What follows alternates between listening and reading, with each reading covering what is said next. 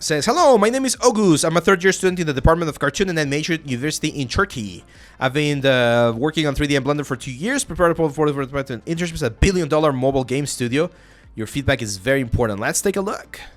Yeah, I think I remember seeing. Yeah, I remember seeing your stuff, Oğuz. I think you've submitted before. You did follow some of my advice. I think you did take some of the stuff out. It's moment to take more stuff out, man. I love this turkey. It's very funny. It's not a portfolio piece. Okay? It's not like, add this as your profile picture in Facebook if you want, or in Instagram or something, but this should not be in your portfolio. I would actually go so far as saying that from this octopus all the way down, just take everything out. Just hide it. You don't need to, we don't need to see this whittle. Like, come on. Anyone, like, this could be the exercise for someone that I'm just teaching Blender in the first 15 minutes, right? Let's create spheres, let's duplicate them, and there we go. We got whittle. So this is not what you want to have in your portfolio. So from the octopus, like, trust me, I know it's gonna hurt, but I want you to trust me on this one. Go to your portfolio, start with this one, and just take everything out. You're just gonna leave this 6 pieces, and you might even see a slight little uptick in views and likes and people like seeing your stuff, because this looks more presentable than all of these things. I would even take this one right here, this like rigged simple objects, take that out as well. Summer location. This looks very nice. It reminds me of the little pirate island that we did for the Maya course. This looks like very, very nice, but we need to texture it.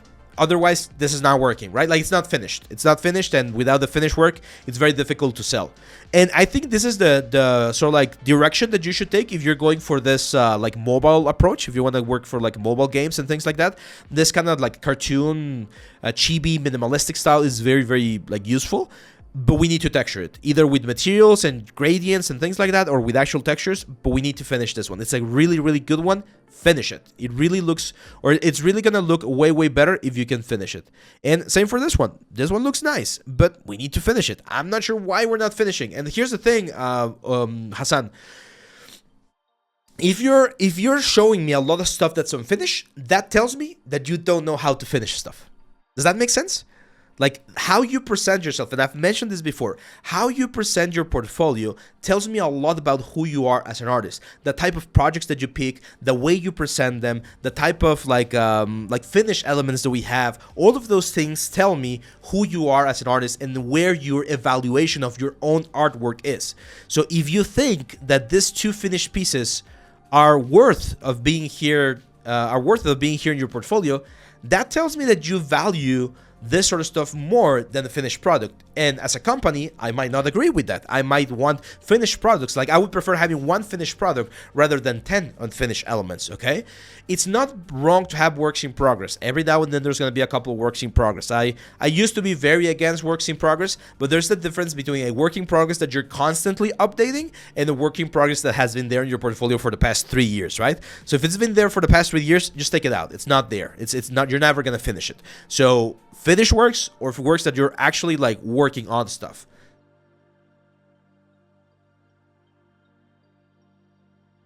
Yeah, Juan Guerra, I'm not exactly sure how the algorithm works, but here's something that I learned about algorithms from working online with like Facebook, Instagram, and things like that. We like to blame the algorithm. We like to say, hey, it's the algorithm that's not like sharing my work. Have you considered the fact that your work might just suck?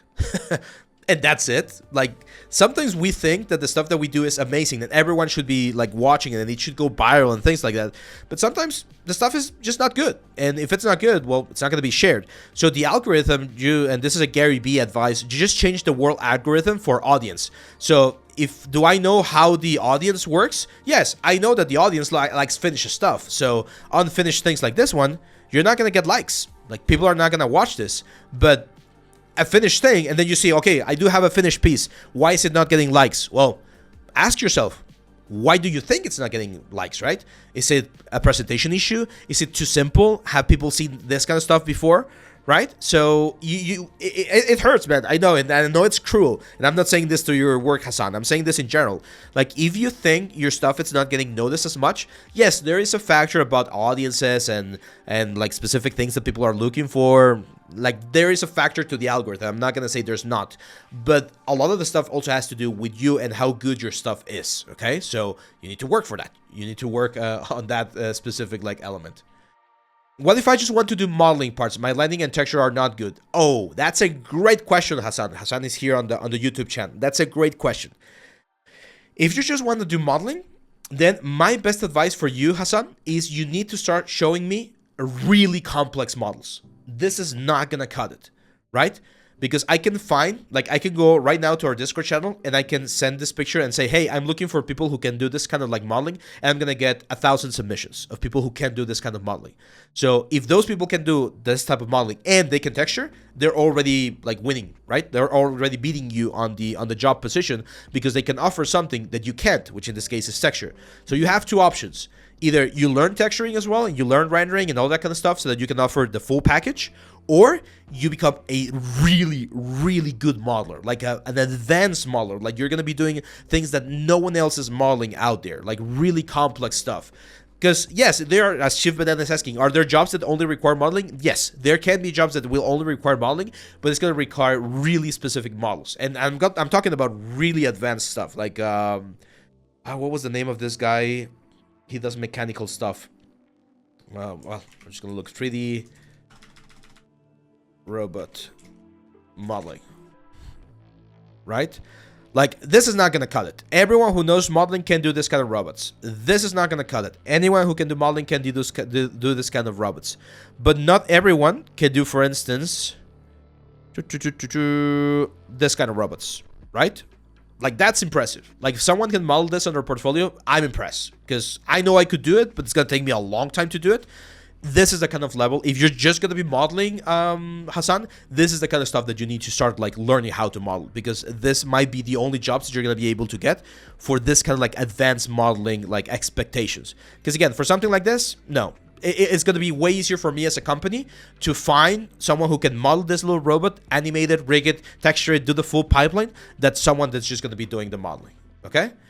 And yeah, as Cerisol is saying here, if you just want to be modeling and you're going to be doing like this very advanced like modeling stuff, then that probably means that you're going to be jumping more towards like the BFX industry, like movies and things like that, not for games. In games, at least here, the studio, even though we're a very small studio, I always expect my artists to be able to model, texture, prepare the shaders, or render, at least, for that like part of the pipeline. There we go. Who do we have here? There you go. Yeah, Bob Wongard. Start your own portfolio, man. Go for it.